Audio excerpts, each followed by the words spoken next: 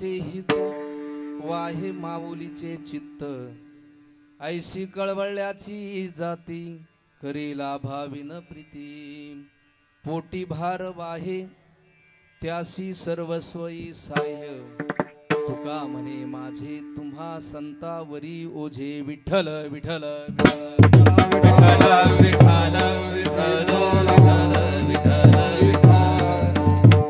समचरण सरोजं सांद्रनीलाम्बुदाभं जगननीत पानी मंडनं मंडनन तरुण तुलसीमाला कंधरं कंजनेत्रं सदय धवलहासं विठ्ठलं चिंतय पांडुरंगकारू प्रथम नमन पांडुरंगकारू प्रथम नमन दुसरे चरण संताजिया दुसरे चरण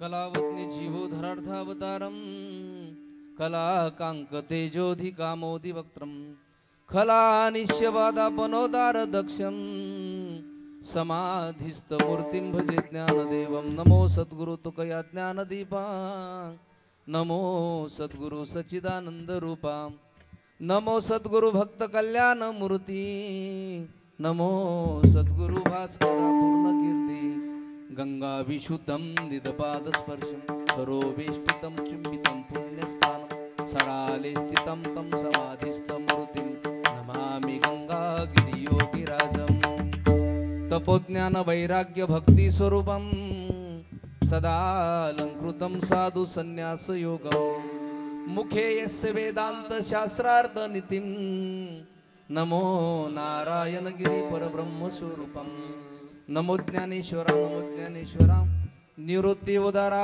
सोपान देवा मुक्ताबाई नमो त्रिभुवन पावनी आद्यत्रय जननी देवाची मस्तक हे पायावरी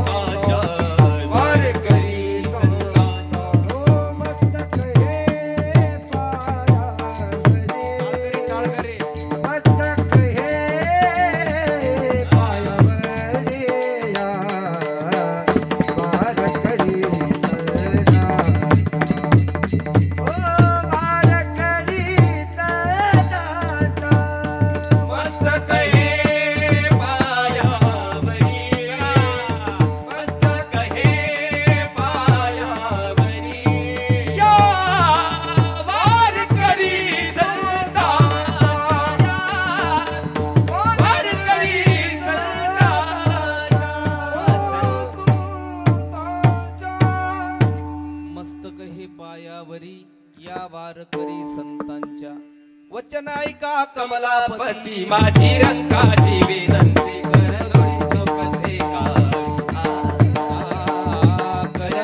कधी का वचन ऐका कमलापती माझी रंगाची विनंती कर जोडी तो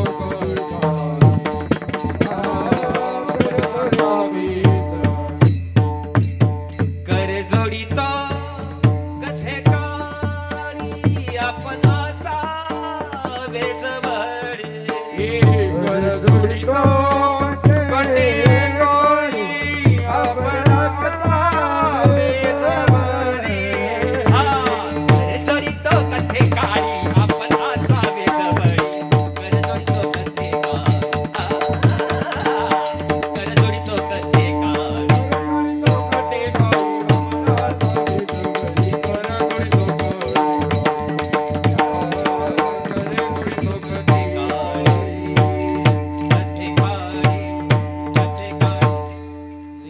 लेकुराचे हित वाहे माऊलीचे चित्त ऐशी कळवळ्याची जाती करी लाभा बिन प्रीती.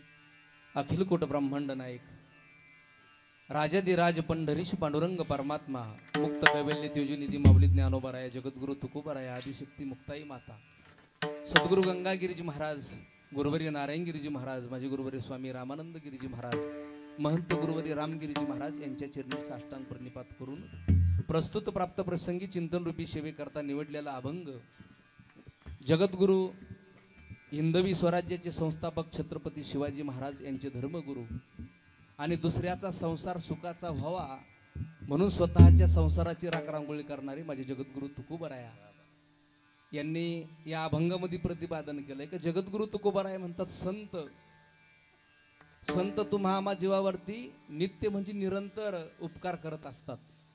हे संत महात्मे निरंतर आपल्यावरती उपकार करत असतात आणि ते संतांचंच रूपक जगद्गुरु तुकोबरायांना आईला दिलंय. कारण आई सुद्धा आपल्या मुलावरती निरंतर नित्य प्रेम करत असते. अखंड ती आई आपल्या मुलावरती प्रेम करत असती. लेकुराचे हित वाहे माऊलीची चित्त आईशी कळवळल्याची जाती करी लाभावी न प्रीती. त्या आईचा काय लाभ नसतो पण अखंड त्या मुलावरती प्रेम करणारी आई असते. पोटी भार वाहे त्याशी सर्वस्व ही साई. कारण 9 महिने 9 दिवस तू पोटामध्ये ती आई गोळा वागत असते आणि स्वतःचं सर्वस्व सगळं त्या मुलाला समर्पित करत असते. अशी ती आई संतांचं रूपक आईला दिलं आणि आईचं रूपक संतांना दिलंय जगद्गुरु तुकोबरायांनी. पण तुकोबराय म्हणतात असे आईच्या हृदयाचे जे संत आहेत ना त्या संतांना माझं नमने तुका म्हणे माझे तुम्हा संतावरी ओझे विठ्ठल विठ्ठल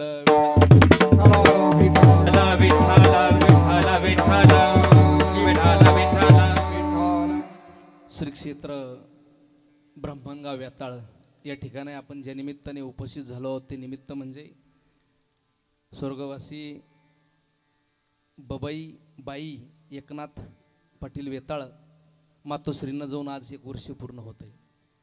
त्या आईच्या पुण्यस्मरणाच्या निमित्ताने आपण सर्वच आपतेष्ट सगळी सोयरे या ठिकाणी उपस्थित झालो आहोत. या परिवारातील या कार्यामध्ये तत्पर असणारा संपूर्ण परिवार श्रीमती अलका बाळकृष्ण पाटील वेताळ सुनबाई आहेत. सौ प्रयागाबाई कारभारी पाटील काळे मुलगी आहेत. श्री बाबासाहेब बाळकृष्ण पाटील वेताळ नातू आहेत. श्री गोरक्षनाथ बाळकृष्ण पाटील वेताळ हेही नातू आहेत. श्री शंकर बाळकृष्ण पाटील वेताळ हेही नातू आहेत. सौ राधिका सुभाष पाटील दळे नात आहेत. समस्त वेताळ पाटील परिवार यांना दुःखातून सावरण्याची शक्ती भगवान परमात्म्याने देव एवढीच भगवंताच्या चरणी प्रार्थना करतो. विठ्ठल विठ्ठल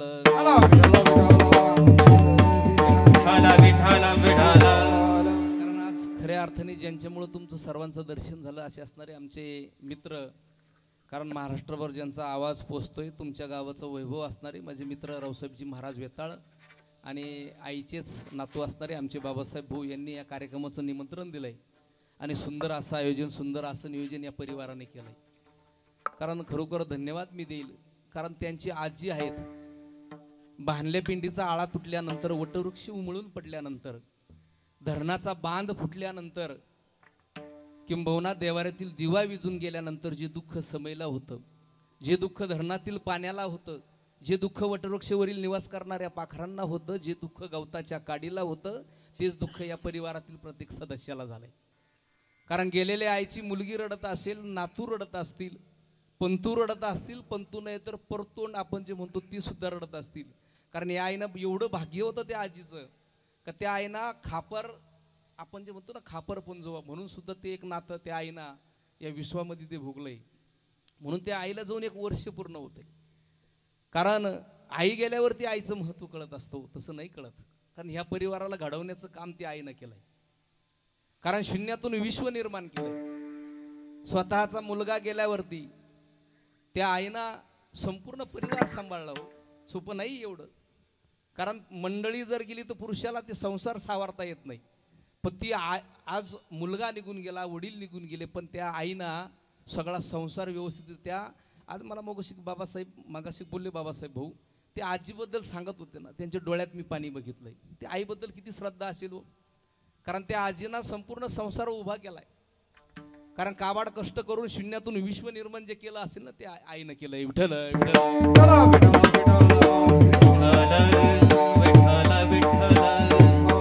कारण हीच ती भूमी आहे ह्याच भूमीमध्ये आई त्या लक्ष्मीच्या पावलाने आल्या असेल. हीच ती भूमी आई, त्या आईनं दारात आलेला भिक्षुक कधी मागं पाठवला नसेल. हीच ती भूमी, या भूमीत किती माणसं जर घरात जेवायला आले ना, त्या आईनं कधी निर्मुख जाऊन दिले नसेल. कारण आता हा सुंदर मोठा परिवार आहे. कारण मला घरात गेल्यावरतीच कळलं, कारण ते गोकुळ आहे बरं का. कारण इतकं प्रसन्न त्या आईचे संस्कार आहे म्हणून एवढी प्रसन्नता येत आहे. कारण ज्या घरामध्ये आपले आई वडील जर प्रसन्न असेल ना, त्या घरामध्ये एवढं समाधान मिळत असताना एवढं समाधान मिळतंय, त्याच्या इतकं कुठंही समाधान मिळत नाही. विठ्ठल विठ्ठल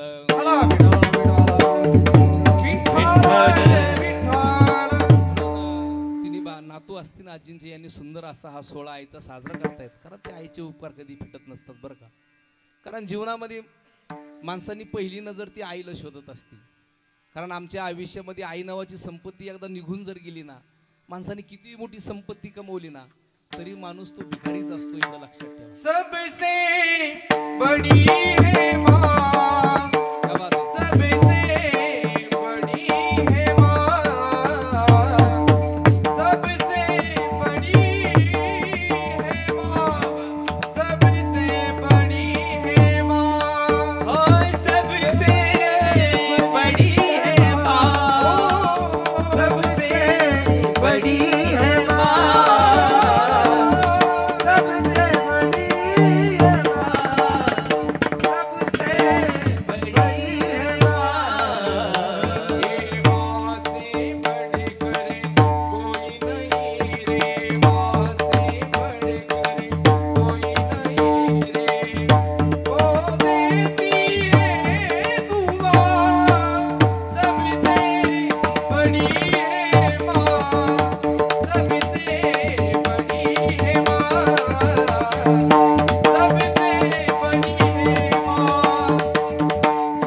सबसे बड़ी है माँ,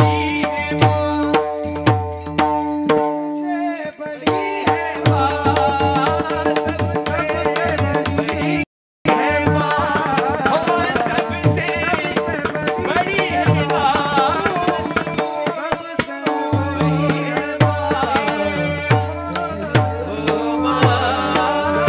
माँ, सबसे बडी हे माँ. घर सुटतं हो, पण आईची आठवण कधीच सुटत नाही. आणि आई नावाचं पान कधीच मिटत नाही. सारा जन्म चालून आम्ही थकून जातोय, पण शेवटच्या श्वासाबरोबर आई हेच नाव माणसाबरोबर शिल्लक राहतंय. विठ्ठल विठ्ठल.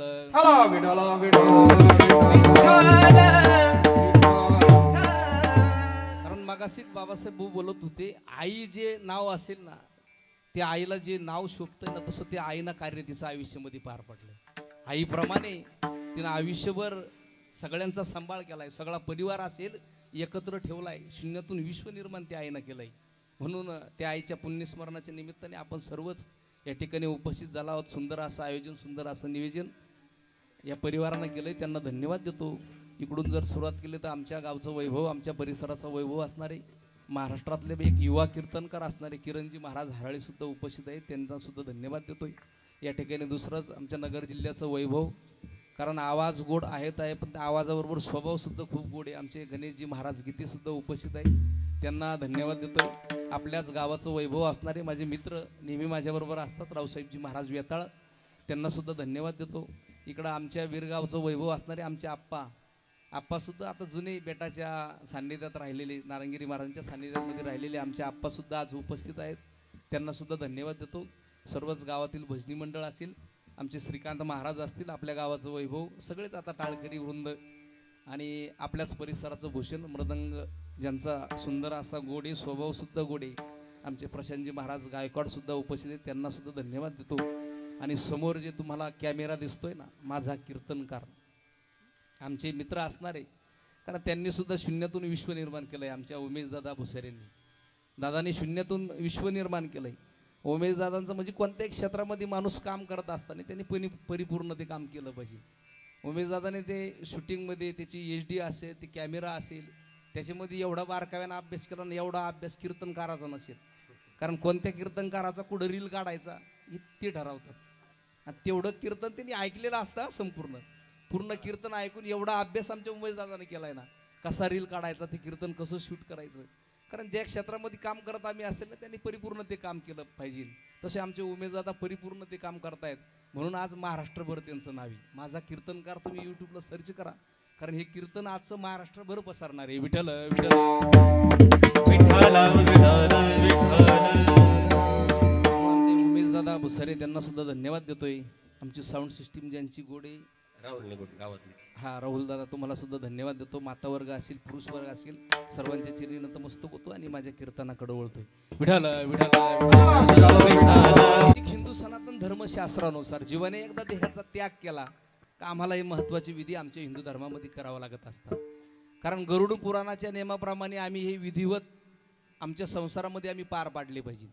जर आम्ही कर्मकांड आमच्या वडिलांचं पिंडदान असेल आईचं पिंडदान असेल हे पिंडदान जर आम्ही विधिवत जर पार नाही पाडला ना त्याचा त्रास आम्हाला आमच्या संसारामध्ये होत असतोय. संसारामध्ये सुख मिळत नाही, समाधान मिळत नाही, आर्थिक अडचणी येत असतील तर आम्ही म्हणत असतो की पितृदोष आहे. म्हणून आमच्याकडून ह्या पिंडदानामध्ये कुठंतरी चूक घडती म्हणून आम्हाला ते पितृदोष भोगावं लागत असतात. आम्ही पिंडदान करत असताना कारण आम्ही ज्यांचं पिंडदान करतोय ना त्यांचं पिंडदान करत असताना जे मुलं त्यांचं पिंडदान करतायत ना त्यांचं सुद्धा चित्त एकाग्र लागतं. तरच ते पिंडदान ते आपल्या पितरांपर्यंत पोहोचत असतं. आणि जे गुरुजन आपल्या वडिलांचं पिंडदान जे करत असतील ना गुरुजी त्यांचं सुद्धा चित्त एकाग्र लागतं.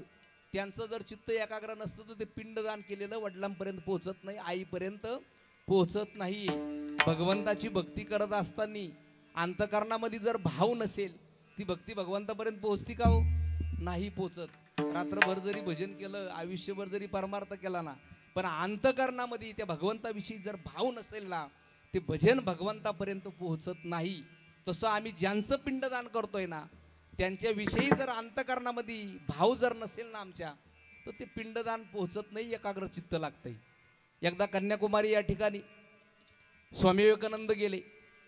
त्या ठिकाणी गेल्याबरोबर मंडन मिश्र नावाचे ब्राह्मण श्राद्ध कर्म करत होते. मंडन मिश्र नावाचे ब्राह्मण श्राद्ध कर्म करत असताना त्यांचं लक्ष स्वामी विवेकानंदांकडे गेलं आणि त्यांचं लक्ष स्वामी विवेकानंदांकडे गेल्याबरोबर विवेकानंदांनी त्यांच्याकडे बघितले. म्हणले मंडन मिश्र काय करतात? ते म्हणे काय नाही स्वामी श्राद्ध कर्म करतोय. स्वामी विवेकानंद म्हणले श्राद्ध कर्म असं नसतं, मी आल्याबरोबर तुमचं लक्ष माझ्याकडे गेलंय. जे गुरुजन श्राद्ध कर्म करतात ते मंत्रोपचार करतायत ना त्यांचं सुद्धा लक्ष विचलित झालं नाही पाहिजे तरच ते पिंडदान आमच्या वडिलांपर्यंत पोहोचतं. विठ्ठल विठ्ठल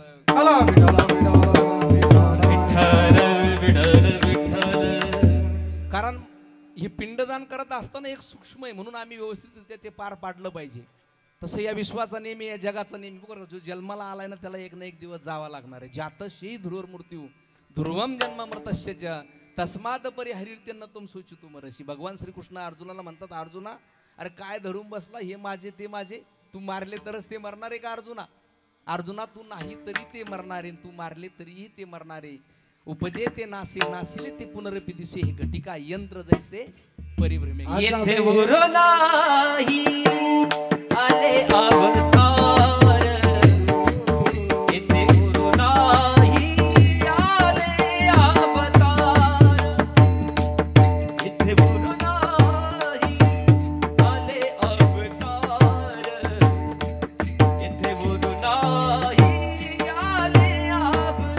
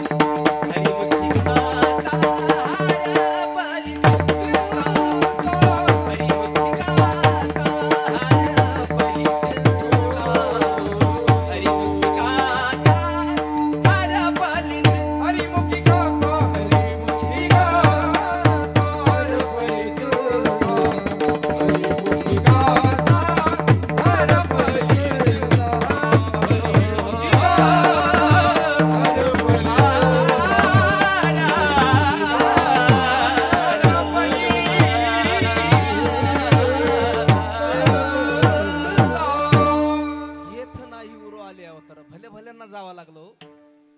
धृतराष्ट्र सार्वभौम भारताचा राजा होता, त्या धृतराष्ट्राला जावं लागलं ना. 100 मुलं होते कौरव, त्या धृतराष्ट्राला भारतभर ज्याचं राज्य होतं त्याला सुद्धा जावं लागलं का. रावण 7 कोटी घरं ज्याचे सोन्याचे, तो रावण आहे. आणि त्या रावणाला सुद्धा जावं लागलंय हो. तुमची आमची काय कथा हो. आजा मेला पण जा मेला बाप मसला गेला. आजा मेला पण जा मेला बाप मसला गेला. देखत देखत ना तू पळतो. देखत देखत ना तू पळतो. रोगी कैसा झाला. देखत देखत ना तू पळतो. रोगी कैसा झाला. उठा उठा जागा आले मोठे पंढरी वाचोरी तुझा गाव नाही कोठे. आजा मेला पण जा मेला बाप बसला गेला हो. आजा मेला पण जा मेला बाप बसला गेला. देखत देखत ना तू पळतो. देखत देखत ना तू पळतो. रोई पैसा झाला. देखत देखत ना तू पळतो. रोई पैसा झाला. उठा उठा जागा बाई. आले मोठे पंढरी वाचोरी तुझा गाव नाही कोठे. तुझं गाव नाही कोठे. टाळ्या वाजवा आमच्या गायकांकरता. आजा मेला पंजा मेला बाप मसना गेला, म्हणजे प्रत्येकाला जावं लागणार. काय व्यक्तिमत्व हो स्वर्गीय गोपीनाथराव मुंडे साहेबांचं. कॅबिनेट मंत्री झालते, तोडीला जाणारा कामगार सुद्धा म्हणत होता आमचा नेता मंत्री झालाय. गळ्यात आणण्याकरता आणलेला हार पार्थिवावर घालावा लागला. जावं लागलं का नाही, त्यांना जगता आलं नाही. निरोप आल्यावरती आम्हाला निघावं लागतं. स्वर्गीय विलासरावजी देशमुख साहेब त्यांना सुद्धा जावं लागलं ना. जगता आलं का. कारण निरोप आल्यावरती आम्हाला निघावं लागतं, त्यांना सुद्धा जगता आलं नाही. स्वर्गीय बाळासाहेब ठाकरे हिंदू हृदय सम्राट होते, पण त्यांना सुद्धा जावं लागलं. या विश्वाचा नेहमी या जगाचा नेहमी जो जन्माला आलाय ना त्याला जावं लागणार आहे. इम्पॉसिबल इन द वर्ल्ड म्हणणारा नेपोलियन बोनापार्ट ऑस्ट्रेलिया जिंकायला गेला, पुन्हा नाही आला वापस. आला का नाही. सिकंदर खाली हात आया था खाली हात गया. म्हणजे जो जन्माला आलाय ना त्याला जावं लागणार. जन्माले बाले दाती वाट पाहे काल. काची वाट बाले काल दाती वाट पाहे काल. जन्मा आले बाळ जाते वाट पाहे काळ. सतवट पाहे काळ जाते वाट पाहे काळ. पाहे काल पाहे काल. वाट पाहे काळ म्हणजे प्रत्येकाला आम्हाला जावं लागणार आहे. मग हे सुंदर असा नरदे ते आम्हाला भगवंताने दिलाय ना. हा कशा करता दिला हो. आम्ही त्या भगवंताचं भजन त्याचं चिंतन आमच्या आयुष्यामध्ये केलं पाहिजे. कारण हा जन्म पुन्हा नाहीये. 84 लाख युनी आम्हाला फिरून यावा लागतं तेव्हा हा जन्म मिळत असतोय.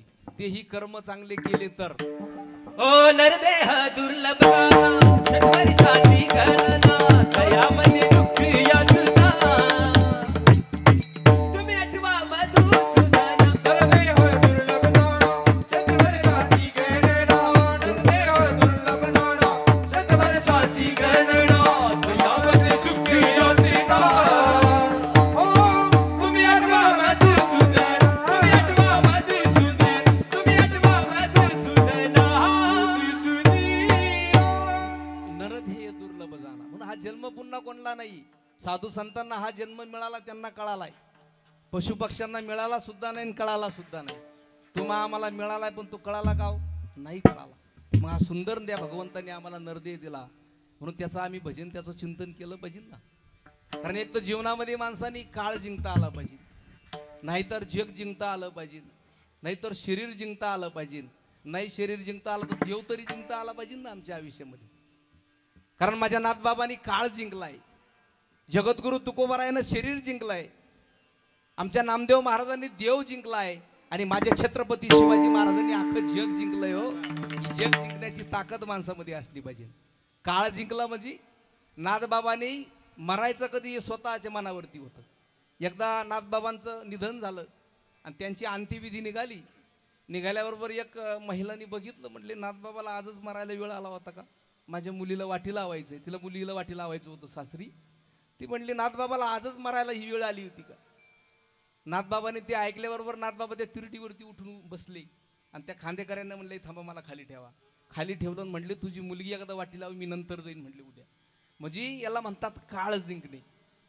माझे जगद्गुरु तुकोबारायानं शरीर जिंकलंय हो. म्हणजे सहदेव वैकुंठाला गेले, स्वतःचं शरीर गुरु वैकुंठामध्ये गेले. काळ गुलाम सलाम करी दुखया घरी रावताचे, दुखया घरी रावताचे. काळ गुलाम सलाम करी दुखया घरी रावताचे, दुखया घरी रावताचे, रावताचे, रावताचे. तसं माणसाला शरीर तरी जिंकता आला पाहिजे, काळ जरी जिंकता आला पाहिजे. आणि हे जर काही जमलं नाही तर शास्त्र सांगतं तस्य जन्म निरर्थका, हा जन्मच काही कामाचा नाही. ज्ञान असावं माझ्या माऊली ज्ञानोबारायासारखं, वैराग्य असावं जगद्गुरु तुकोबारायासारखं, भक्ती असावी माझ्या जनाबाईसारखी, लढणं असावं धर्मवीर संभाजी महाराजांसारखं, आणि जगणं असावं माझ्या छत्रपती शिवाजी महाराजांसारखं. कारण माणसाने जीवन असं जगलं पाहिजे, कारण आपण गेल्यावरती आपला सुगंध महाराष्ट्रभर दरवळत राहायला पाहिजे. असं माणसाने जीवन जगलं पाहिजे. आपण बसलो तर आपल्याबरोबर 4 जण बसले पाहिजे, आपण उठलो तर आपल्याबरोबर 4 जण उठले पाहिजे. असं माणसाने जीवन जगलं पाहिजे. विठ्ठल विठ्ठल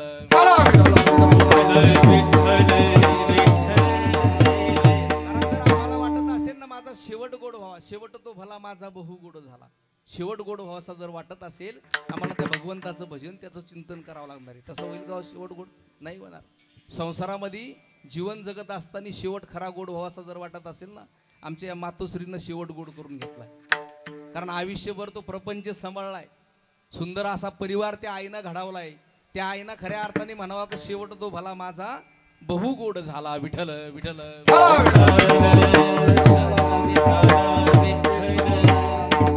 कारण माणसाच्या जीवनामध्ये शेवट गोड कधी होत असतो?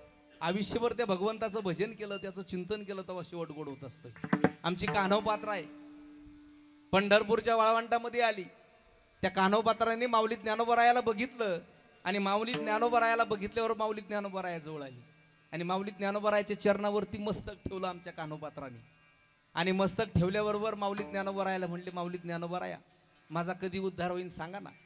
पांडुरंग परमात्म्याची मला भेट घ्यायची, माझा उद्धार माझ्या जीवनामध्ये कधी होईल? एका वेश्येच्या पुटी मी महाराज जन्म घेतलाय, सगळे लोक मला हिणावतात, सगळे लोक मला नाव ठेवतात, पण महाराज माझा उद्धार कधी होईल हो सांगा ना. माऊली ज्ञानोबारायानं सांगितलं कान्होपात्रा जा, पांडुरंग परमात्म्याच्या मंदिरामध्ये जा, अखंड भजन कर. कान्होपात्रा दिसायला सुंदर होती, पण त्या पांडुरंगाचं लागलेलं वेळ त्या कान्होपात्राला होतं. पांडुरंगाचं नाव किती घेऊ आहे आणि किती नाही असं झालं होतं.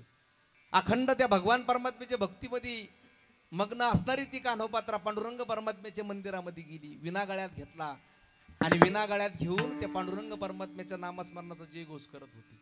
दिसायला सुंदर होती. माऊली ज्ञानोबाराया जे सांगितलंय संतांनी त्यांच्या शब्दावरती विश्वास ठेवून आमच्या कान्होपात्रांनी पांडुरंग परमात्म्याचं भजन चालू केलंय. पण मस्त त्या माऊलीच्या हरिपाठ म्हणायची, पांडुरंग परमात्म्याचं नामस्मरण घ्यायची, नाचून भजन पांडुरंग परमात्म्याची म्हणायची. पण त्या ठिकाणी काही लोकांना सहन झालं नाही. दिसायला सुंदर संपूर्ण गाव जमा व्हायचं ते कान्होपात्राचं नाचून भजन म्हणणं बघण्याकरता, संपूर्ण गाव जमा व्हायचं. पण ती बिदारच्या बादशाला बातमी कळाली कोणीतरी सुंदर मुलगी मंदिरामध्ये नाचतीये, म्हणून त्या बिदारच्या बादशाने सेवक पाठवले, जा त्या मुलीला पकडून आणा ना आपल्या दरबारामध्ये तिला नाचायला लावून. दिसायला सुंदर आहे, वेश्याची मुलगी.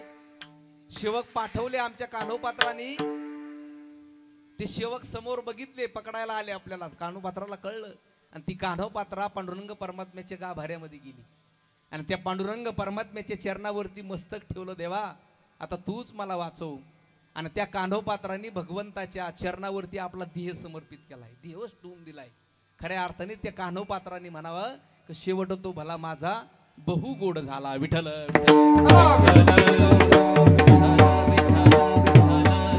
आमच्या जीवनामध्ये आम्हाला जर वाटत असेल शेवट गोड होता, आम्हाला अखंड ते भगवंताचं भजन करावं लागणार आहे, अखंड भगवंताचं चिंतन आमच्या आयुष्यामध्ये करावं लागणार आहे. त्याच वेळेस आमचा शेवट गोड होणार आहे. देहतव आहे प्रारब्ध आधीन, याचा मी काशी न वाहू भार. जगद्गुरु तुकोबाराय म्हणतात, देवा हा देह जाणार आहे, हा देह एक ना एक दिवस जाणार आहे, पण देवा हा देह जाण्याच्या अगोदरचा काळ आहे ना देवा, तुझ्या चिंतनामध्ये जावा रे देवा. देवा तुझ्या नामस्मरणामध्ये जावा. म्हणून माणसाचा काळ नामस्मरणामध्ये गेला पाहिजे, माणसाचा काळ भगवंताच्या चिंतनामध्ये गेला पाहिजे, आपला काळ इतरांच्या उपकारामध्ये गेला पाहिजे. कारण संतांनी सतत निरंतर आपल्यावरती उपकार करत आले. त्या संतांचा काळ निरंतर उपकारामध्ये गेलाय. गाय दूध देती निरंतर देती का हो? नाही, फक्त 4-6 महिने गाय दूध देते. दूध देती तोपर्यंत तिचा उपकार म्हणावा लागेल. नदी वाहती किती 4 महिने, तोपर्यंतच तिचा उपकार आहे, निरंतर नाहीये. झाड उपकार करतो जोपर्यंत झाडाला फळं येतात तोपर्यंतच उपकार करतं. सूर्य उपकार करतो कधी दिवसा रात्री नाही. पण संत असे आहेत ना, संत मात्र निरंतर उपकार करतात. सांगू आता संतांचे उपकार, काय सांगू आता संतांचे उपकार. काय सांगू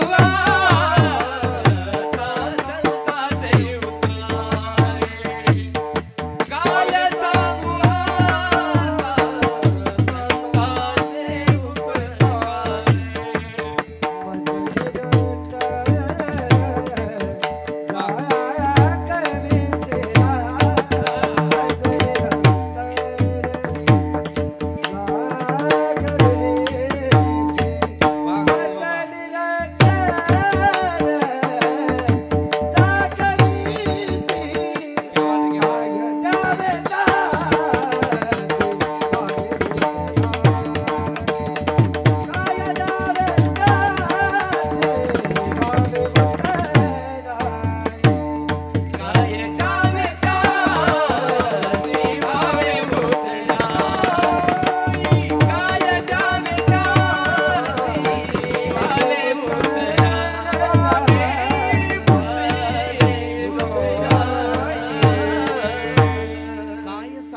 संतांचे उपकार. संत आमच्यावरती निरंतर उपकार करत असतो, म्हणून त्या संतांच्या विचारावरती आम्ही चाललं पाहिजे. कारण जीवनामध्ये माफी मागून छोटं व्हा, पण खोटं बोलून कधीच मोठं होऊ नका हो. कारण चांगले विचार, चांगले संस्कार, नेक व्यवहार हेच माणसाला श्रेष्ठ बनवत असतात. आमाप धन कमवलं म्हणजे माणूस धनवान होत नाही. खरा धनवान तोच असतो ज्याच्याकडे चांगले विचार आहे, चांगले संस्कार आहे, नेक व्यवहार आहे, तोच खरा धनवान असतोय. विठ्ठल विठ्ठल. कारण आपल्याला दुसऱ्याला देण्याकरता काही नसलं तरी चालेल, मात्र सन्मान माणसाला देता आलं पाहिजे. कारण जीवनामध्ये पैशाची गरज जर भासली ना, ती व्याजानंही मिळतात हो. पण माणसाची साथ अजून व्याजानं मिळण्याची व्यवस्था नाही आहे का? नाही. म्हणून आपली नाती, आपली माणसं सांभाळा. हरवले का गुगलवर किती शोधले तर सापडतील का? कधीच सापडणार नाही. आनंदामध्ये परके सुद्धा सामील असतात, पण दुःखामध्ये जे न बोलावता येतात ना, तेच खरे आपले असतात. विठ्ठल विठ्ठल.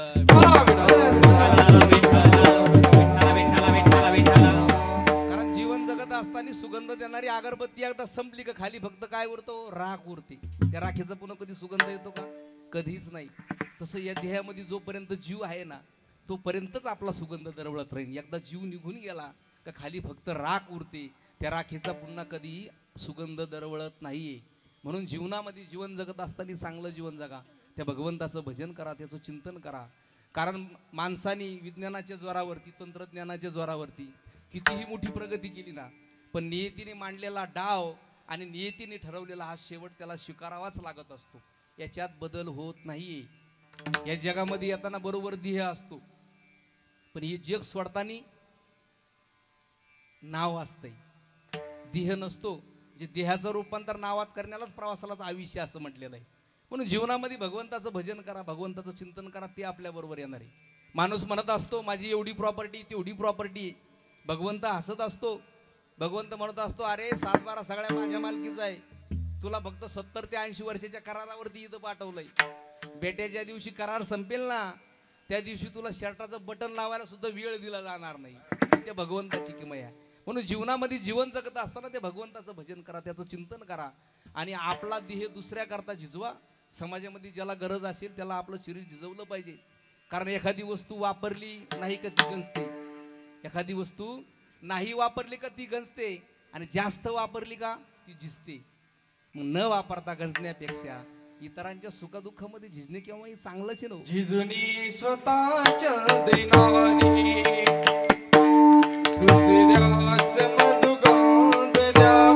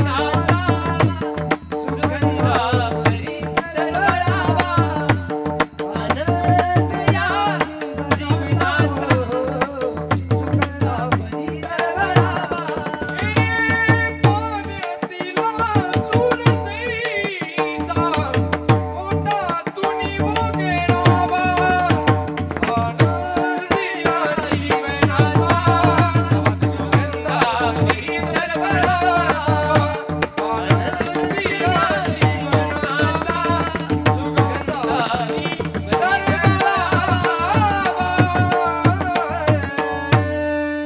आनंद या जीवनाचा सुगंधा परी दरवळाला. दुसऱ्याकरता माणसाने झिजलं पाहिजे. त्या भगवंताने आमच्या आयुष्यामध्ये प्रत्येकाला संधी भगवंत देत असते, प्रत्येकाला वेगवेगळी संधी देत असतो. पण त्या संधीचं सोनं करायचं का राख करायची हे आमच्या हातामध्ये असते. ते आमच्या हातामध्ये असते. आम्ही सोनं करायचं का राख करायचं, जगाच्या करता कामं यायचं का जगाकरता कामं नाही यायचं आपण ठरवायचं असतं. कारण संधी सारखी मिळत असती, त्या संधीचं सोनं करायचं का राख करायचं आपण ठरवायचं. काल परवा एक व्हिडिओ फिरत होता, तुम्ही बघितला असेल, गणेश महाराज, सचिन तेंडुलकर आणि विनोद कांबळी दोघांचा व्हिडिओ एका स्टेजवरचा होता. कारण सचिन तेंडुलकरने आयुष्य मिळालंय, भगवंतांना संधी दिली, तिचं सोनं केलं. पण आमचे विनोद कांबळेकडून ती सोनं झालं नाही, राख झाली जीवनाची. वर्म कुठंतरी जर चुकले ना, तो व्हिडिओ खूप भावनिक होता बरं का. विनोद कांबळेंना वाटत होतं का सचिन तेंडुलकरांनी माझ्यापाशी बसावा, कारण एक काळचा जिगर मित्र होता सचिन तेंडुलकर आणि विनोद कांबळे. पण आज जीवनामधले काही वर्म चुकले का माणूस वाया जात असतोय. शेवटी कांबळी म्हणत होता माझ्याजवळ बस, आयोजक म्हणते नाही सचिन तेंडुलकर तिकडं बसावं लागेल तुम्हाला. म्हणजे जीवनामध्ये किती वर्म जर चुकले तर माणूस कुठं जातो, तुमच्या समोर उदाहरण आहे. आजही विनोद कांबळे रस्त्यावरती फिरतात, एवढा मोठा माणूस त्या काळचा. पण जीवनामधले वर्म चुकले का माणूस लयाला जात असतो. विठ्ठल तुम्ही ज्या क्षेत्रामध्ये काम करतायत ना, त्या क्षेत्रामध्ये काम करत असताना परिपूर्ण त्याचा अभ्यास आम्ही केला पाहिजे, परिपूर्ण अभ्यास केला पाहिजे. आणि ज्या क्षेत्रामध्ये तुम्ही काम करताय त्याचा अभ्यास जर तुम्ही परिपूर्ण केला ना, जगातली कुठलीच ताकद तुम्हाला हरवू शकत नाही. आज आपले सगळे शेतकऱ्यांचे मुलं राजकारणाचे जर गप्पा निघाल्या ना महाराज, ते 4-4 तास त्या राजकारणावरती गप्पा आणतात. आपले मुलं 4-4 घंटे त्या राजकारणावरती गप्पा आणतायत. राजकारणापार दिल्लीपासून तर गल्लीपर्यंत सगळं आमच्या मुलांना माहिती आहे. पण शेतीमध्ये कोणता स्प्रे घ्यायचं हे त्या दुकानदाराला विचारतो, मग स्प्रे आणते. म्हणजे मला म्हणायचं आम्ही शेती करतोय, गुगलवर रात्रंदिवस सगळं सर्च करीत असतोय पाहिजे ते. मग आमच्या मुलांना कळत नाही का आपल्याला शेतीमध्ये कांद्याला कोणता स्प्रे घ्यायचा, बुरशीसाठी काय वापरलं पाहिजे, त्या कांद्याची मानझाडी होण्यासाठी कोणता औषध वापरलं पाहिजे, याचा आम्ही सर्च करू शकत नाही का.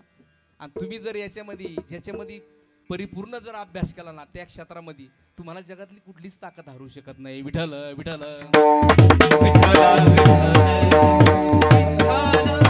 याच्यातलं जे उदाहरण सांगतोय, ज्या वेळेस भारत ऑस्ट्रेलियाची मॅच चालू होती बरं का, भारत ऑस्ट्रेलियाची मॅच चालू होती आणि ऑस्ट्रेलियाचा एक ब्रॅन हॉक नावाचा बॉलर होता.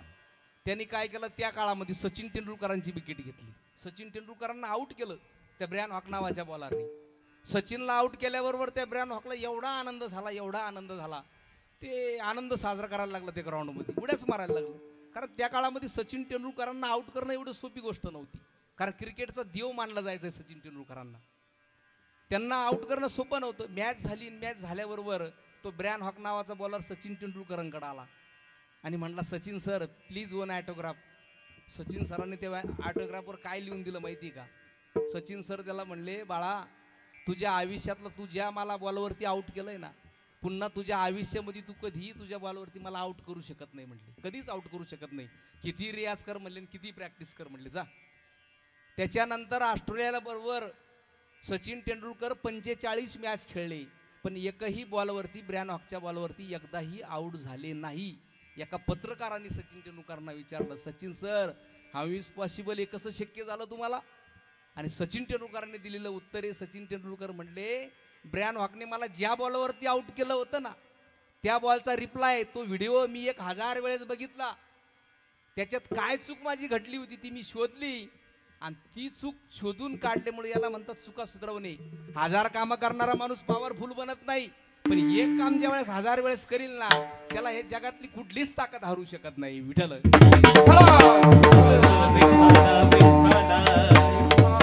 म्हणून भगवंताने आम्हाला सुंदर नरदेह दिलाय जगाच्या हिताकरता. ज्याला समाजामध्ये गरज असेल त्याला आम्ही कामं आलो पाहिजे ना. नाहीतर एका कवीनं सुंदर सांगितलेलं आहे, मिली थी जिंदगी किसी के काम आने के लिए, मिली थी जिंदगी किसी के काम आने के लिए, लेकिन जिंदगी का सारा वक्त निकल गया कागज के टुकड़े कमाने के लिए.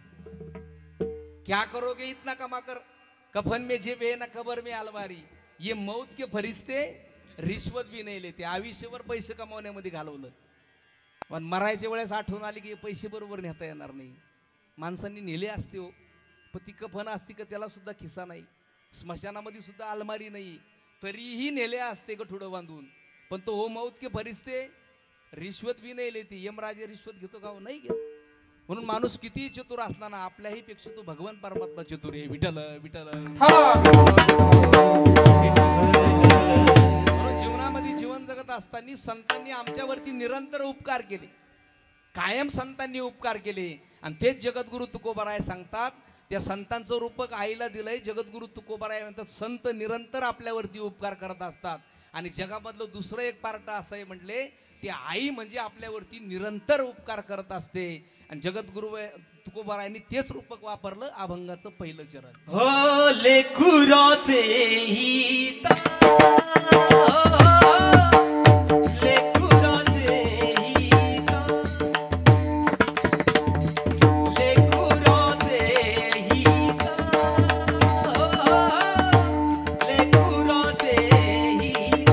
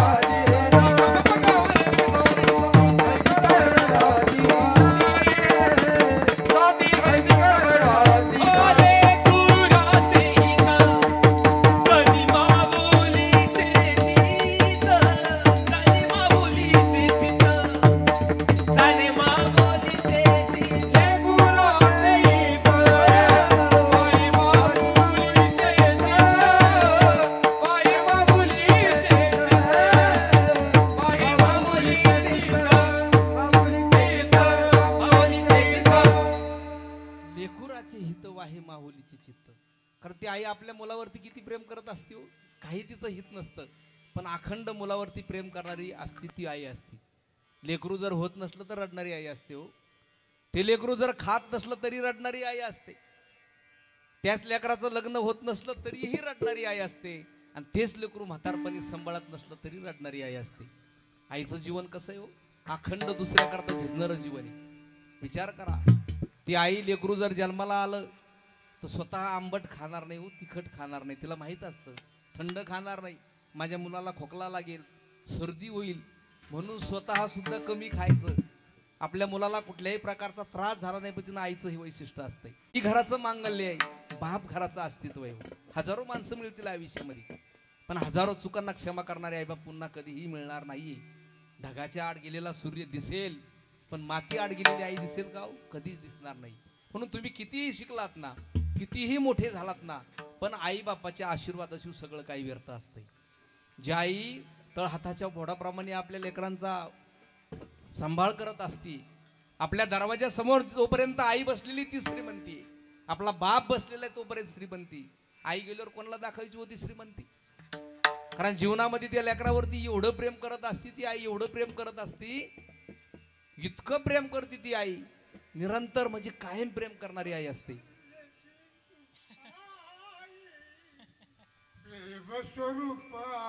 विठ्ठलणारी ती आई.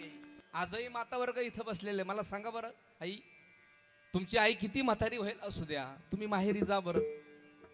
अहो तुम्ही ज्या दिवशी येणार ना, ती आई त्या रस्त्याकडं टकलवून बघत असती, माझी आज मुलगी येणार आहे, मुलगी येणार आहे.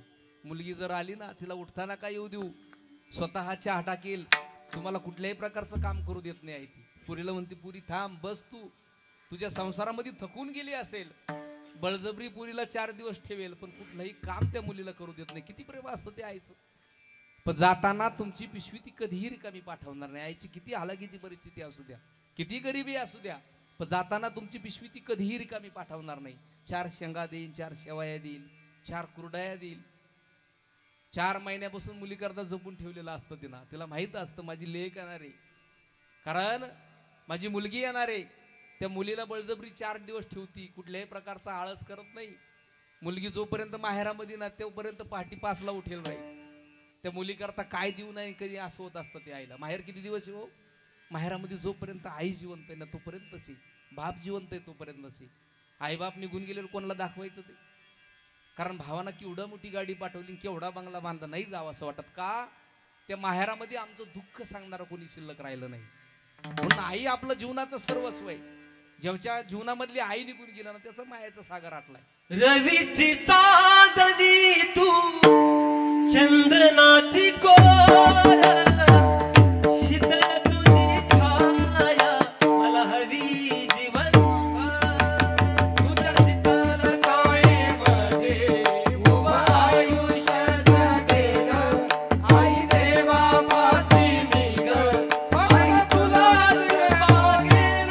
आई माझी मायेचा सागर, तिला पिये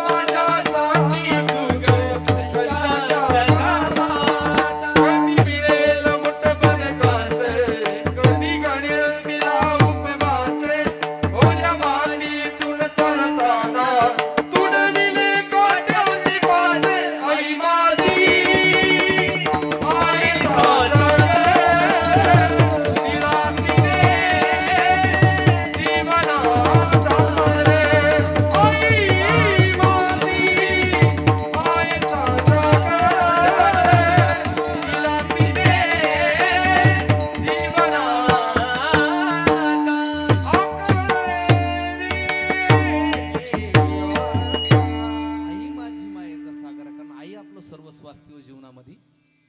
कारण आईनं जे दिलंय ना आपल्याला आतापर्यंत या जगामध्ये कोणीच देऊ शकत नाही. किती उपकार आहे आपल्यावरती.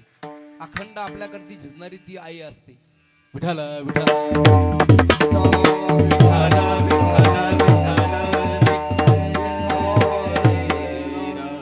कारण जननी जन्मभूमीशी स्वर्गात पिगरी. भगवान श्री रामचंद्र प्रभू त्यांना ज्या वेळेस रावणाचा वध करून अयोध्येमध्ये आले ना, भात जास्त वाढला. विठाला विठाला ज्यावेळेस भगवान श्री रामचंद्र प्रभू रावणाचा वध केला आणि रामप्रभू ज्यावेळेस अयोध्येमध्ये आले ना, अयोध्येमध्ये आल्यावरती त्या अयोध्येवासींनी भगवान श्री रामचंद्र प्रभूंना विचारलं, म्हटलं देवा, हे भगवंता, तुम्ही रावणाची लंका बघितली असेल देवा, सोन्याची लंका होती देवा, सोन्याची लंका होती, तुम्हाला खूप आवडली असेल. इतकी सुंदर असणारी ती सोन्याची लंका तुम्हाला लंका सोडून अयोध्येत कसं येऊशी वाटलं? कारण एवढी मोठी सुंदर लंका आहे, तुम्हाला इकडे यावं असं वाटलंय का? आणि मग रामप्रभूंचं उत्तर आहे, रामप्रभू म्हणले, जननी जन्मभूमीशी स्वर्गादपी गरियेशी. जननी म्हणजे जन्मदाती आई आणि जन्मभूमी मला स्वर्गापेक्षाही श्रेष्ठ आहे. विठाला आपल्याला आपली जन्मभूमी आणि आई स्वर्गापेक्षाही श्रेष्ठ वाटली पाहिजे. पण ज्या आईनं आपल्याला दिलं ना ते जगात आपल्याला कोणीही देऊ शकत नाही. आणि तीच आई आपल्या मुलावरती अखंड प्रेम करत असती, निरंतर प्रेम करत असती आणि आपलं सर्वस्व आपल्या मुलाला समर्पित करीत असती. अभंगाचं दुसरं चरण. ऐशी कळवळाची जाती, ऐशी कळवळाची जाती, ऐशी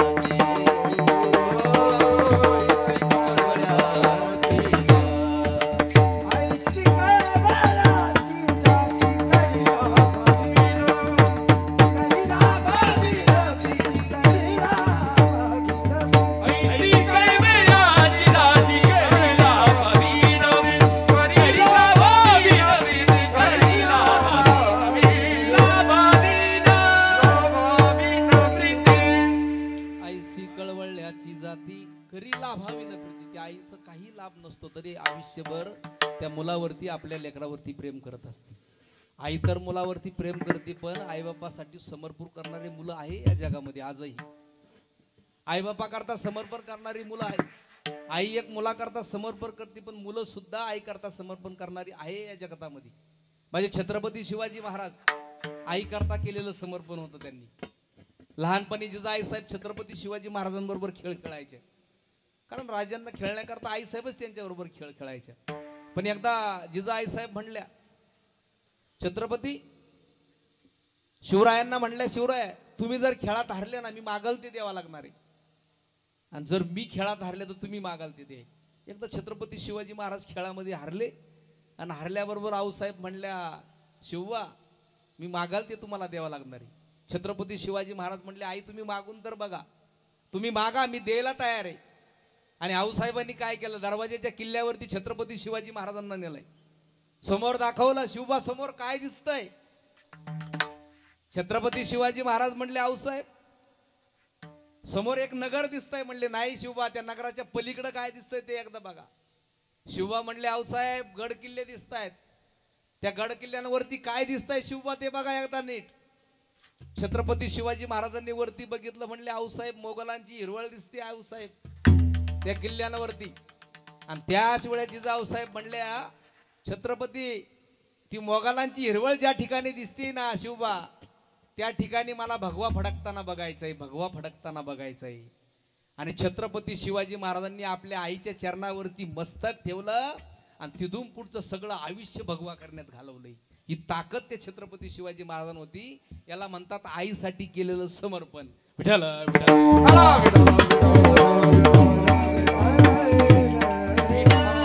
जगद्गुरु तुकोबाराय म्हणतात का तुमच्या आमच्या करता केलेलं समर्पण संतांनी समर्पण केलंय. संतांना त्या काळामध्ये कितीही त्रास जरी झाला ना, तरी संतांनी तुमच्या आमच्या करता जे दिलंय ना, आई वडिलांनंतर दुसरं कोणीच आम्हाला देऊ शकत नाही, कोणीच देऊ शकणार नाही. संतांचे आमच्यावर किती उपकार आहे हो. माऊली ज्ञानोबाराय असेल, जगद्गुरु तुकोबाराय असतील, 4 भावंड आहे, माऊली ज्ञानोबाराय, निवृत्तीराया, सोपन काका, छोटीशी मुक्ताई 4 वर्षाची. कवळ्या वयात आई वडील निघून गेले, तरी समाजाने एवढा त्रास देऊन सुद्धा माझ्या माऊलीनं समाजासाठी हित समाजाचं बघितलंय. माझ्या माऊलीनं मुक्ताई 4च वर्षाची होती. किती? 4 वर्षाची. आमचे लेकरं बाहेरगावी शाळा कॉलेजच्या जर दृष्टीनं गेले तर आम्ही स्वतःच्या काळजावरती दगड ठेवतोय. अहो, ज्यांचे आई वडील कवळ्या वयात निघून गेले त्यांचं काय हृदय म्हणत असणार आहे. पैठण क्षेत्रामध्ये या धर्म मार्तंडांनी त्या विठ्ठलपंत रुक्मिणी आईसाहेब यांना शुद्धीपत्र दिलं नाही. धर्मसभेमध्ये शुद्धीपत्र नाही मिळालं. पैठणवरून विठ्ठलपंत आळंदीमध्ये आले. रात्रीचा प्रसंग आहे, 12 वाजले रात्रीचे. रुक्मिणी आईसाहेबांनी दरवाजा उघडला, आणि उघडल्याबरोबर रुक्मिणी आईसाहेब विठ्ठलपंतांना म्हणले, अहो भोजन करून घ्या ना. भोजन नाही करायचं तुम्हाला? विठ्ठलपंत म्हणले, रुक्मिणी मला भूक नाही का? का भूक नाही? शुद्धीपत्र मिळालंय आपल्याला. आणि मग विठ्ठलपंत म्हणले, रुक्मिणी नाही मिळालं ग. मग आपल्याला देहांत प्रायचित्त घ्यायला सांगितलं म्हणले या धर्म मार्तंडांनी. हे शब्द आमच्या रुक्मिणी आईसाहेबांनी ऐकले, आणि ऐकल्याबरोबर पायाखालची जमीन सरकली हो. रडायला लागले रुक्मिणी आईसाहेब. देहांत प्रायचित्त? हो रुक्मिणी, आपल्याला देहांत प्रायचित्त घ्यावं लागणार आहे. अहो 4 लेकरांना सोडून जायचंय. नाही रुक्मिणी, तुला वाटतं ना या समाजाने आपल्या लेकरांना सन्मानानं जगू द्यावा, तर आपल्याला देहांत प्रायचित्त रुक्मिणी घ्यावा लागणार आहे. समाजामध्ये आपल्या लेकरांना घ्यावा, तर रुक्मिणी आपल्याला देहांत प्रायचित्त घ्यावा लागणार आहे. कोणत्या आईला वाटेल हो 4 लेकरांना सोडून जायचंय?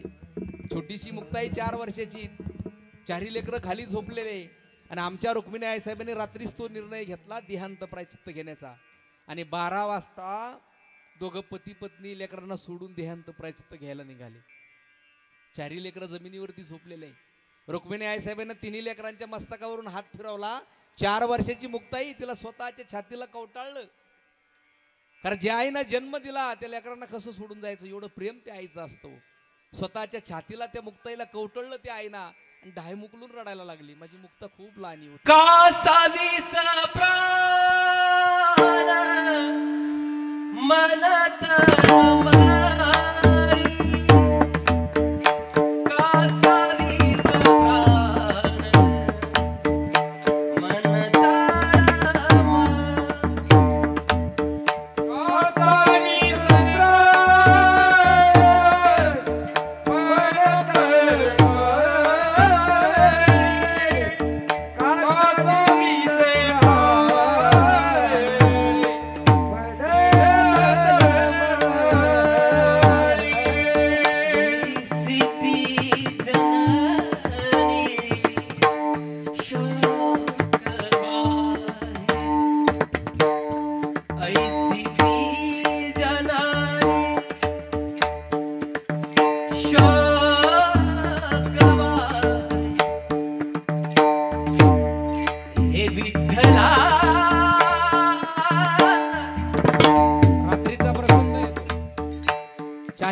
मुक्ताईच्या मस्तकावरून हात फिरवला, मुक्ताईला छोट्या अशा छातीला कोसळलं आणि मुलकरांकडे बघत बघत आमच्या रुक्मिणी आईसाहेबांनी रुंबेची सीमारेषा लागली हो.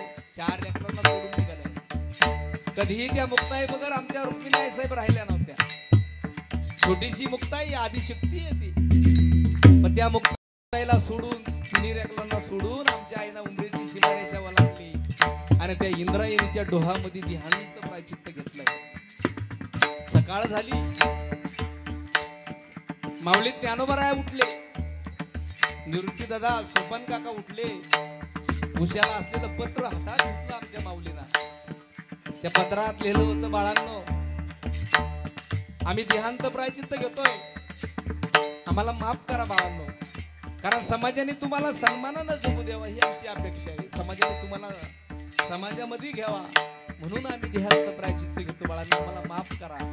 माझ्या माऊली ज्ञानोबरायांनी, निवृत्ती दादाने ते वाचलं पत्र आणि ढाय मोकलून त्यांनी भावंड रडायला लागली.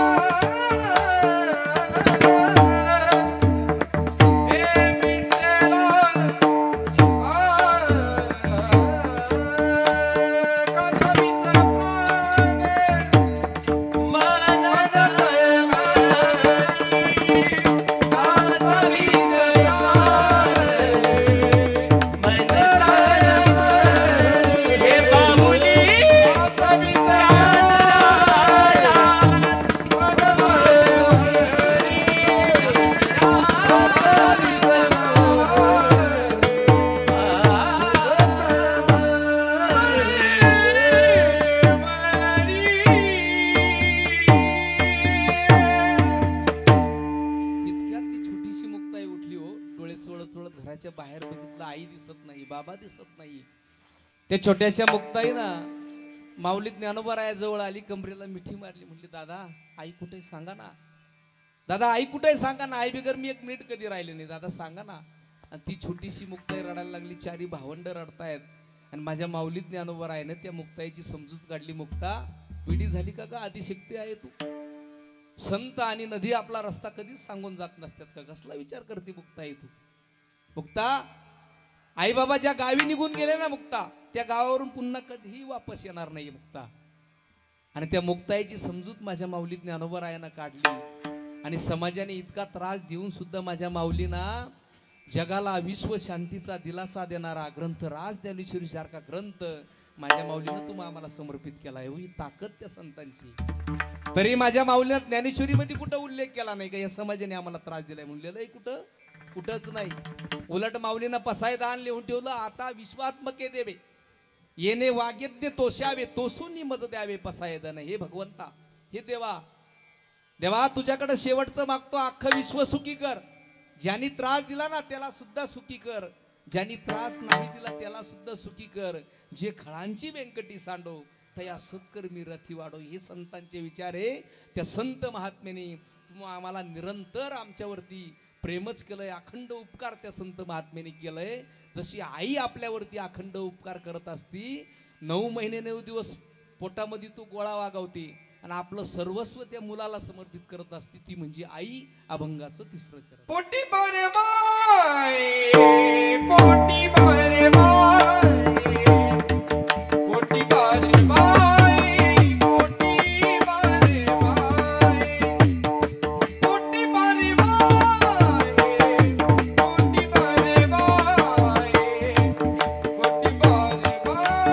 पोटी बारे बाय, पोटी बारे बाय, पोटी बारे बाय, पोटी बारे बाय,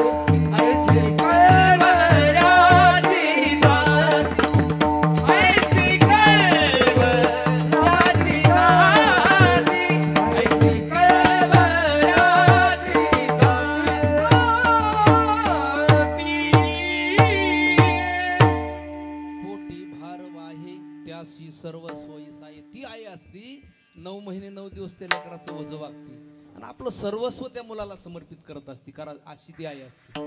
तरी आमच्या काही वादारांना त्या आईचं महत्व कळत नाही हो. त्या आईचा सांभाळ करत नाही, बापाचा सांभाळ करत नाही. कारण आपल्या आईबापाने आपल्याला कशा करता मोठं केलेलं असतो. आईची इच्छा असती का माझ्या मुलांना कलेक्टर व्हावा, डॉक्टर व्हावा, मोठं व्हावा, पण म्हातारपणी मला सांभाळावं एवढीच अपेक्षा असते त्या आईची. जीवनामधली काय अपेक्षा दुसरी असते हो. आजही काही असे नराधम आहे का आपल्या आईला विसरून जातात. लांबचं उदाहरण सांगत नाही, लातूर या ठिकाणी डॉक्टर अरुण गोदमगावकर नावाचे डॉक्टर होते, बालरोग तज्ञ डॉक्टर होते. परिसरामधले जिल्ह्यामधले नंबर 1चे डॉक्टर होते. पण दोन्ही मुलांना शिकवलं, मोठं केलंय. मुलगी आणि मुलगा दोघांनाही अमेरिकेमध्ये डॉक्टर गोदमगावकरांनी पाठवलं. दोन्ही मुलांना, मुलगी होती एक आणि एक मुलगा होता. आणि दोघं अमेरिकेला गेले, डॉक्टर झाले अमेरिकेमधले सगळ्यात मोठे. पण वर्षानुवर्षे कधी गावाकडे येत नव्हते, कधीच येत नव्हते. एकदा काय झालं, डॉक्टर साहेबांची पत्नी आजारी पडली, त्या मुलांची सख्खी आई आजारी पडली आणि आईचं निधन झालं. आणि निधन झाल्याबरोबर मुलांना फोन केला का रे आईचं निधन झालं, भेटायला तर नाही आले पण अंत्यविधीला तर या ना. शेवटी ते मुलं म्हणले बाबाला, बाबा अंत्यविधी तुम्हीच करून घ्या, आम्ही नंतर येऊन जाऊ. बापाला काय वाटलं असेल हो, ज्या आईनं जन्म दिलाय, तळ हाताच्या फोडाप्रमाणे ज्या आईनं जपलंय, जन्म दिलाय, लहानपणी सांभाळ केलाय, लहानचं मोठं केलंय, डॉक्टर केलंय, आपलं शिक्षण केलंय, आणि त्या आईच्या अंत्यविधीला आपण जाऊ शकत नाही. ते मुलं त्या अंत्यविधीला सुद्धा आले नाही. शेवटी बाप एकटाच राहिला, बापाला कोणीही वारीस नव्हतं. गावातल्या लोकांनी विचार केला, आता हे डॉक्टर गोदमगावकर डॉक्टर एकटे कसे राहणार. गावाच्या लोकांनी वर्गणी केली, त्यांना एका वृद्ध आश्रमामध्ये ठेवलं, नांदेड या ठिकाणी विठ्ठल रुक्मिणी वृद्ध आश्रम, त्याच्यात त्या डॉक्टर गोदमगावकरांना ठेवलं. आणि ठेवल्यावरती आई वारल्यावरती 4 महिन्याने डॉक्टर साहेबांचं आजारी पडले, डॉक्टर अरुण गोदमगावकर. त्यांचंही निधन झालं, कारण त्यांच्या डोक्यात सारखा विचार असता रे आपले मुलं आपल्याला सांभाळत नाही.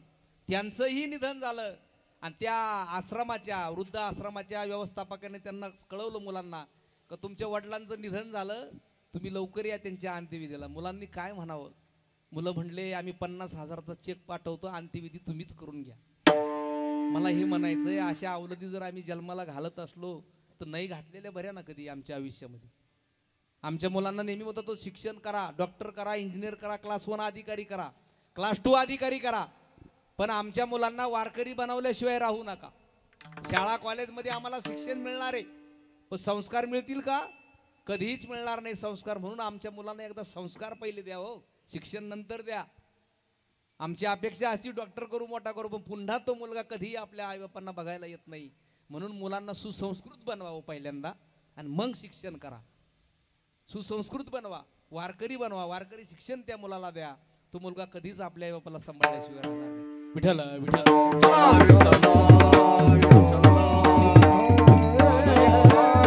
म्हणून त्या आई वडिलांनी तळ हाताच्या फोडाप्रमाणे आम्हाला जपलं, त्यांचा सांभाळ करा जीवनामध्ये. चांगले कर्म करा, त्या भगवंताची भक्ती करा, ती भक्तीच आमच्या बरोबर येणार आहे, दुसरं काही येणार नाहीये. वाईट कर्म होऊन जात असतात, करावं लागत नाही. चांगले कर्म करावं लागत असतात, होत नाहीये, कधीच होत नाही. म्हणून आयुष्यामध्ये जीवन जगत असताना आयुष्यामध्ये नुसतं पैसा कमावण्याकडे लक्ष देऊ नका, त्यांना जगणं बाजूला राहून जात असतं. जन्माला येताना तुम्ही काय घेऊन आलात आणि बरोबर काय घेऊन जाणार तर सगळं इथंच टाकून जावं लागतं. बरोबर काही येत नाही. जे सुखासाठी कराल ना त्याच्यात आनंदच मिळेल असं नाही, पण जे आनंदाने कराल ना त्याच्यात सुख नक्की मिळणार आहे. हे आयुष्य म्हणजे एकेरी मार्गाप्रमाणे असतं, मागं वळून बघता येतो पण मागं जाता येत नाही. म्हणून या आयुष्याचा प्रत्येक क्षणाचा आनंद घ्या. जीवन खूप सुंदर आहे. जीवनामध्ये या जगामध्ये तोच सगळ्यात मोठा आहे ज्याच्याकडं अन्नासोबत भूक आहे, आथुरणासोबत झोप आहे, संपत्तीसोबत धर्म आहे, आणि आपल्या वंजळीतलं दुसऱ्याला देण्याची ताकद आहे. तोच जीवनामध्ये सगळ्यात मोठा आहे. म्हणून जीवनामध्ये भगवंताचं भजन करा, त्याचं चिंतन करा. जगद्गुरु तुकोबाराय म्हणतात, ज्या आईनं आपल्या मुलावरती निरंतर प्रेम केलंय ना, खऱ्या अर्थाने आमची बाबाई आई. कारण ह्या परिवाराला सांभाळावं, लहानचं मोठं केलंय त्या आईनं. एवढा मोठा परिवार सांभाळला म्हणून हे सगळं स्वर्ग दिसतंय. त्या आईचे उपकार आहे. एखाद्या परिवारावरती जर आईचे आशीर्वाद जर असेल ना, त्या परिवाराला आयुष्यात काही कमी पडत नाही बरं का, कधीच कमी पडत नाही. फक्त आईचे आशीर्वाद परिवारावरती पाहिजे, आणि ह्या परिवारावरती त्या आईचेच आशीर्वाद आहे. म्हणून हा परिवार इतकं सुखी सुंदर आहे, सुसंस्कृत परिवार आहे. आणि मला असं वाटतं की ज्या मुलांना कळतं ना आपल्या आईबापाची सेवा करावं त्यांना जगामध्ये कुठल्याच मोटिवेशनची गरज पडणार नाही. मी नेहमी म्हणत असतो ना, ज्याने आपल्या वडिलांच्या झिजलेल्या टाचा, आईचा फाटक्या साडीतला संसार ज्याने बघितला ना, त्याला कुठल्याही प्रकारची मोटिवेशनची गरज पडत नाही. घरामध्ये वडिलांकडून संघर्ष शिकावा आणि आईकडून संस्कार शिकावा, बाकी सगळं जग शिकवते. विठाला जगद्गुरु तुकोबाराया तेच सांगतायत. असे आईचे जे हृदयाचे संत आहे ना, त्यांच्या चरणावरती माझं मस्तक आहे. अभंगाचं शेवटचं चरण. तुका म्हणे माझे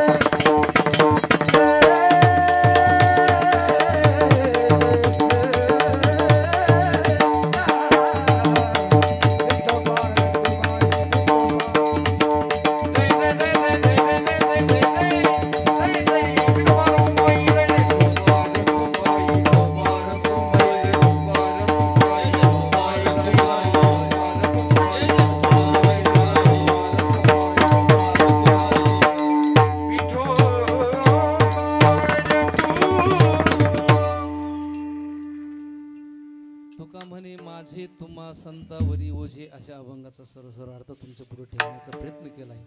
आपण सर्वच ज्या निमित्ताने उपस्थित झालो होतो ते निमित्त म्हणजे कैलासवासी स्वर्गवासी बाई एकनाथ पाटील वेताळ मातोश्रींना जाऊन आज 1 वर्ष पूर्ण झालं आहे.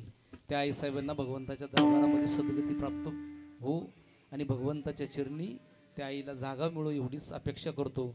म्हणून जीवनामध्ये ज्या आईनं हा परिवार घडवला आहे आणि त्या परिवाराने सुद्धा आईचे 3 नातू असतील, आमचे बाबासाहेब भाऊ असतील, गोरख भाऊ असेल, आमचे शंकरदादा असतील, 3 नातवांनी सुद्धा आईना केलेल्या कार्य काय असेल ते आजही त्यांनी ध्यानात ठेवलं. म्हणून मी भगवंताला विनंती करील की या 3 नातवांसारखं प्रत्येक आजीला नातू मिळू दे प्रत्येक परिवारामध्ये. म्हणून ज्या आईनं जे कार्य केलंय ना त्या आईचं कार्य सगळं ते आजही सांगतात की आमच्यावरती त्या आईनं खूप मोठे उपकार केले. म्हणून या कार्यक्रमाकरता आलेले सर्वच गुणीजन मंडळी असतील, माझे मित्र उमेश दादा भुसारे असतील, ज्यांची सुंदर साऊंड सिस्टीम आहे त्यांना सुद्धा धन्यवाद देतो. आमच्याच परिसराचे कांगोनी गावचे चव्हाण मामा असतील, मेंढकर परिवारातील अनेक सदस्य असतील, सर्वांना धन्यवाद देतो. इकडं आमचे मृदंगाचार्य प्रसादजी महाराज गायकवाड आहेत त्यांना सुद्धा धन्यवाद देतोय. आमचे श्रीकांत दादा असतील, सगळ्यांच्या चिन्ही नतमस्तक होतो. तुम्ही सुद्धा सर्वांनी शांतचित्ताने कीर्तन ऐकलंय. माता वर्ग असेल, पुरुष वर्ग असेल, सर्वांच्या चिन्ही नतमस्तक होतो आणि माझ्या वाणीला पूर्ण विराम देतो. ज्ञानेश्वर माऊली ज्ञानराज माऊली ज्ञानेश्वर माऊली ज्ञानराज माऊली जय विठ्ठल जय जय विठ्ठल जय विठ्ठल जय जय विठ्ठल रे गुरुली रे बागुनी वस्तरी करा क्षमा अपराध महाराज तुम्ही नाही विचारिला अधिकार तुला करा क्षमा अपराध महाराज तुम्ही हे तुका म्हणे ज्ञानेश्वर रखबाया पैकी करा क्षमा अपराध महाराज तुम्ही ज्ञानदेव तुकाराम तुकाराम पुंडलिक अवतार विठ्ठल श्री ज्ञानदेव तुकाराम सद्गुरु